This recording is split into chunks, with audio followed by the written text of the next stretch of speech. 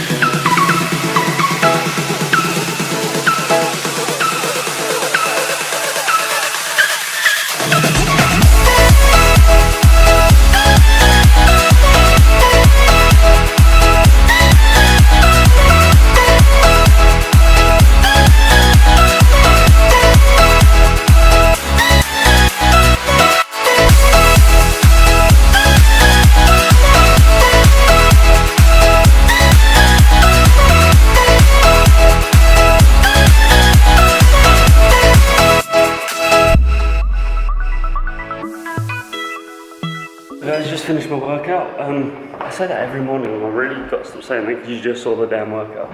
Now I did do abs as usual afterwards, and I did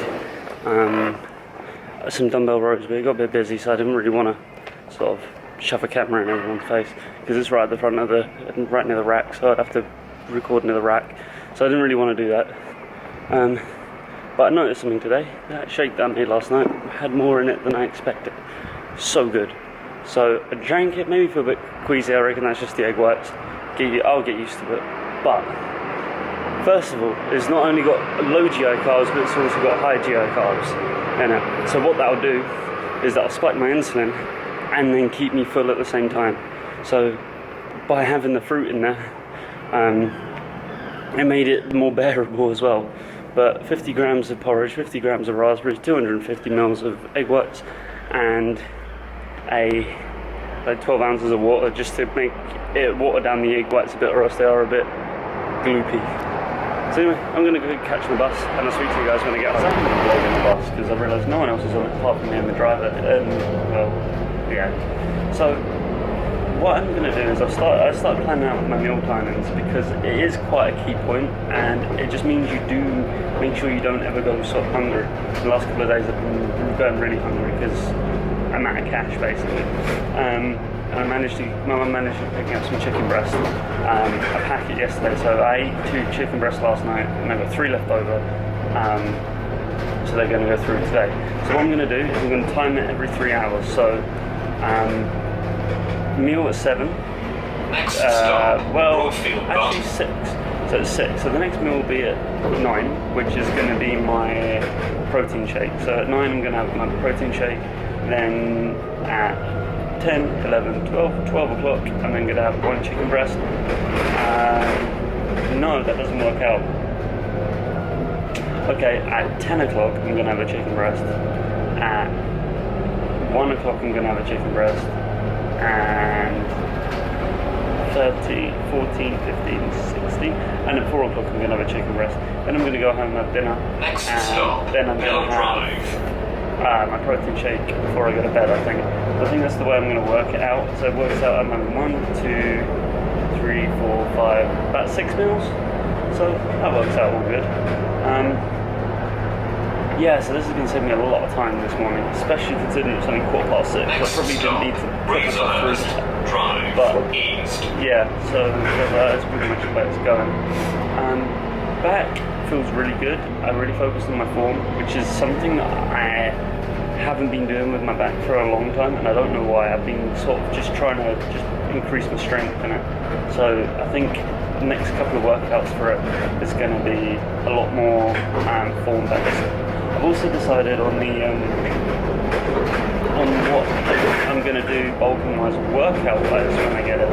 So I'm going to call my series Blueprint, and this is the reason why. It's because when I first started, the first actual program I did that made me see results was Arnold's Blueprint to Mass. And I'm going to be using that blueprint for the first, I think it's 8-week workout. I'm going to be using that workout for the first 8 weeks of it, just to mix it up and just to sort of put myself in a position that I'm not used to. So I'm going to be doing that. That should be pretty cool. He does abs every day as well, so that'll be alright. I'm going to be doing that. So I'm going to call it Blueprint. That's not a spin-off or anything of Arnold's Blueprint. It's more of, you know what, this is where it got me. And I just forgot to press the button. Sorry, you just saw a panic look at my face. Luckily the next stop is just around the corner. But yeah, so it's not really a spin-off, it's more of like in honour of, if that makes sense. Because without that workout, I don't think I'd still be doing it today. Hang on 1 second, I'm just going to get off the bus. Thank you. Always good to say thank you to bus drivers. It must be quite a shite job. But yeah, so as I say, it's more of like in honour of, and I will be linking, for every week I'm doing the Blueprint workout, I will put the PDF file I'm going to be using in the description, simply because even for someone that's been training for 2.5 years, it's still a good workout. It's a good workout to start off with. Okay, admittedly a lot of the things are difficult to do. For example, he expects you to do pull-ups and things like that. So pull-ups are the wide grip ones, chin-ups are the close grip. That's how the way he describes them. There's so many different things that he expects you to do, which is good. I like it. But some of the things you do sort of have to go, actually, do you know what? I need to mix that up to begin with. But I'm going to stick to it full on this time. So I'm actually going to go, do you know what? I don't care what I think of this exercise. I'm going to get good at it. So I'm going to do it that way. The first week or so will seem easy, but that's the point. So the point being is that your body's used to this intense pressure and working out so much for about 2 hours every day, for me anyway. It's so damn used to it that when you finally sort of, if you take the level down a bit, your body's going to get used to less work. Then when you do put the hard work in, you're going to see results. So by doing this for a couple of weeks, you'll see more results than you'll expect. you won't for the first. You've got to almost take a step back sometimes, and that's not step away from the gym, because stepping away from the gym will just come back and your body will be like, oh, okay, I'm used to this. But if you slow it down, it's like eating. If you eat less for a couple of weeks and then go back to eating loads again, you put on weight. Simple as. Anyway, I'm gonna go now. I'm almost at home. I'll speak to you guys. I'm on my usual walk home in the sun. Now, two things I want to talk about just now is I watched a couple of videos today. Now, first one was by Lex Griffin. Now, if you don't know who he is, go check him out. He's a bloody good YouTuber, very damn good. Now, he was going on about all the quote-unquote flashbang bullshit. Now, if you go watch the video, you'll understand what I mean. And basically, what it is all these montages of fitness working out throughout a day in the life, where so much editing, and it basically looks like a motion picture. And which, yeah, okay, it's really damn cool. But at the same time, what information are you getting other than seeing what's achievable by fitness? And half the time, none of us are going to get there. I mean, it's like 1 in a million chance. It's like 99.99% that are up there. So the 1.11 or whatever the saying is. But yeah, that's what it was getting across. And I think it's important for everyone to understand that yeah, okay, it's achievable, but yeah, it's very freaking difficult to do. Oh, look, a robin. Oh, it's gone. Anyway, but yeah, it's damn freaking difficult to do. So, which led me on to another train of thought. You see these people bulk in seasons, like, for example, Rich Piana. I mean, he's shredding at the moment and can afford a cheap 2 pizzas, right? Now, you might think, okay, I can do that in a bulk. Well, actually, no, you can't, because you're not 300 pounds. 300 pounds of body weight means you need a hell of a load of calories. Meaning you're going to need... let me see if there's anyone there. Yeah, there is. But 300 pounds means you need a load of calories, meaning one pizza is going to be burnt the frick up. So having one pizza is not going to ruin your thing.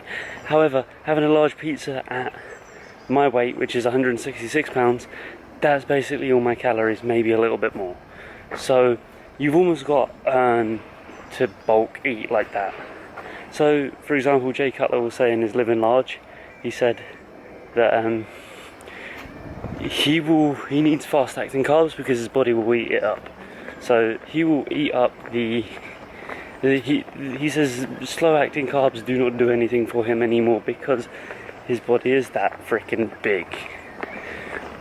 As I say, you gotta earn it. So maybe 10-20 years time down the line, when you are knocking on 250, 280 pounds, maybe even bigger, depending on whether you do steroids or whatever, you can then bulk like that. However, now I would not suggest that you'll just get that. So anyway, I'm going to speak to you when I get in. I'm walking through doing a bit of exploring right now. So I'll speak to you guys later on, and I'll just enjoy my walk. So guys, it's been some time since you've been in this room sitting on this view. Now when I say some time, I don't know how much time, probably since like Thursday maybe. Actually, it might even be since I got the desk. Anyway, doesn't matter. What I want to talk about is a little bit more about earning your macros and basically the title of this video, because I've decided what I'm going to call it now. So earning your macros, I'm going to say it a little bit more planned out than I did earlier. Earning your macros, I mean by, if you're doing a similar way to what I do it off of how much I weigh. So the more I weigh, the more I can eat. Now that's not a thing to say, okay, bloat the frick up. That's saying you still want to, if you're dieting, you still want to look ripped. You want to look cut, you want to look shredded, you want to look beach ready. I'm not going to say contest ready, but you want to look relatively beach ready year round, which is quite achievable, providing you follow the right steps. Now, to look beach ready year round is tough, but once you do it to the extent where you do a shred beginning of the year, or whenever you decide to shred, which most of the time it will either be January or about April time, getting ready for summer, because that's when you're going to have your shirt off most of the time, or bikini or whatever you might wear, even if you're a guy, I'm not judging. So to stay a beach ready body year round is possible. Staying contest ready, i.e. you've seen the bodybuilders. Now when I say bodybuilders, I am not talking about Phil Heath or Kai Green or what more commonly would be known as the Arnold Schwarzenegger style of bodybuilding. I mean the physique models. So we're talking, I don't know, a little bit more shredded than like the likes of maybe Zac Efron or someone like that. A little bit more shredded than that. Zac Efron and those sorts of celebrities, they are not contest ready by any means. They're probably rocking about 8 to 10% body fat.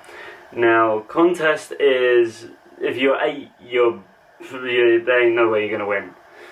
The contest is roughly around 4 to 6, maybe 7 at a push if you've got really damn good genetics. So they're serious body fat percentages. They are seriously hard to maintain. So to maintain that and put on size is almost impossible. You're going to put on size, blah blah blah, and not going to get too much into that. But to put size on efficiently, you need to eat more calories. Therefore, if you're in that sort of a deficit, you're going to put on fat. It's just the way it is. So to stay beach ready, you're going to go up to about 12% maybe. 12% is roughly the most percent body fat you're going to want to be if you want to stay beach ready year round. Now, the bigger you are, the more movement and more stress you're going to have on your joints, your body and everything. It's like carrying around a heavy-ass backpack at your weight now. Okay, your joints won't be used to it, but your muscles will. Now, the power that is ridiculous. It's like the amount of fuel a truck needs compared to a car. Let's put it that way. So your body's going to naturally burn more calories just by sitting there. Like if you haven't heard of this, it's called your BMR. Now, not to be confused with your BMI. BMI, I believe, is a load of rubbish. It's just guidelines for someone that wants to check if they're overweight. Now, I personally think if you're checking if you're overweight, then the likelihood is you're not happy with your physique and you're probably overweight. And you should change it regardless, even if you're not overweight, according to BMI. But anyway, different topic. Your BMR stands for your basic metabolic rate. I'm going to cut here quickly.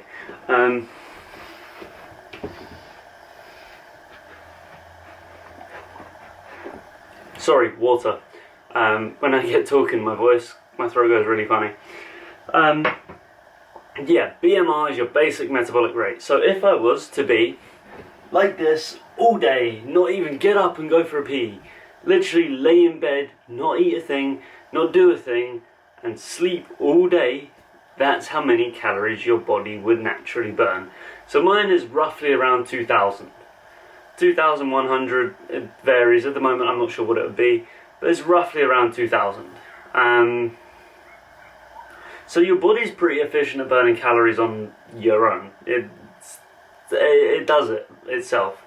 So if you're overweight, eat less than that, basically. So I don't really know where I'm going with this, if I'm honest. But to stay beach ready, as I say. Now I know where I'm going with this. So the higher your BMR is, the more you're allowed to eat and still lose weight. Does that make sense? So it's like your BMR's up here and you eat here, and this is still 4,000 calories. Let's say, for example, in a massive scale of things, I don't know, like Brian Shaw, the world's strongest man, his BMR might be like 2,000, like 3,000, 4,000 calories just because of his sheer size. So he can eat 3,000 calories and lose weight. Now, if you are trying to put on weight, that's a pain in the arse.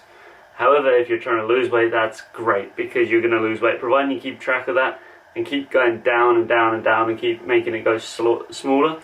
You can do that. So by earning your macros, by putting on enough muscle mass that you get to that sort of size where you're big and you can I don't know, consume 2,500 calories and still lose weight, you're going to stay beach ready year round quite damn easily, because your muscles will poke through, blah blah blah. You don't have to, you can still eat a lot, and you can probably still eat quite a lot of crap, if I'm honest. I mean, as I said, Jay Cutler earlier, Living Large, watch it, it's really, really interesting about, okay, he made himself that way, it's his fault that he wanted to do it, but it's about what it actually contains being that sort of size, living large. But yeah, so that's what I mean by earning your macros. So to see someone like Rich Piana, as I say, eat loads of pizza and eat loads of ice cream every day, he can afford to do that and stay pretty lean. Okay, he's not shredded like physique models, but he's pretty lean. But that's because he's over 300 pounds. Whereas me, I eat a tub of ice cream and I look like I've got a kid on the way. So use your head, use your common sense. That's all I'm saying. Now, another thing is, I just want to warn you really. This video is 2 weeks behind. Is 2 weeks behind of me recording, and I didn't plan it out this way. I thought I'd struggle a lot more with upload times and editing. Now with Final Cut is so much easier to edit on, and it takes a lot less time. So I'm backed up. I've got episode 24 ready, and I could have next week's video up now. I've done no editing this week other than when I was at the airport. So when the switch over happens between Summer Shredding and Blueprint, I am going to make that so it's 1 week, because a lot of the changes that are happening, I want you to see more up to date. So especially when I'm posting on Snapchat, if you do, I'm going to plug it again, and I'm sorry, I'm going to keep doing this. iGPSFitness on Snapchat, and you can see up-to-date daily things. I will try and post on there daily if something interesting happens. If not, I can blag something to make it look kind of interesting. I mean, I'm sitting in a room talking to you, and I'm hoping I'm making this interesting. But yeah, so I want to bring it closer and more live, more raw. Maybe in the future, if this ever was to become my full-time job, I'd make it daily. So record today, goes up tomorrow, blah blah blah, goes on like that. Or maybe record today, edit tomorrow, goes up the day after, or something like that. That would be my ideal, because you can see it more raw and more live. But I've got things to do. I've got a full-time job. I've got food to prep, I've got all that sort of thing. So yeah, okay, it is 2 weeks in advance. But what I will say to you now is, even though today is June the 10th, it's not too late. If you still want that summer body, whatever you do now will make you look better for June, regardless of if you think it's too late. Whether you're going to go, oh, it's too late, I'm going to do it next year. Well, do you know how much easier it's going to be next year if you start now? Not tomorrow morning. If you get off this bed, or that would be so bad if a woman was watching. If you get out of my bed and go to the gym, just go, or even go downstairs and prep your meals, or do something. Just do something to action it, because when you're motivated is when you're going to do something about it. I had a ridiculous comment the other day, and I did tell you about it yesterday, but I'm going to say it again, because if you didn't watch yesterday's video, I still want to tell you about it. A woman came up to me in the gym yesterday morning while I was doing shoulders. While I was doing shoulders, she saw me recording, and she just came up and said thank you straight off the bat. And I was like, why are you saying thank you to me? I haven't done anything. Not a subscriber, as I said yesterday, she's not a subscriber, but she said, do you know what, this is the reason why I decided to get into fitness, is because I saw people on YouTube motivating me, showing me what to do, doing what they love, and how much enjoyment they got out of it by just purely working out and making their bodies better. And I had told her basically my story about how I was 16 stone last year and now I'm 11,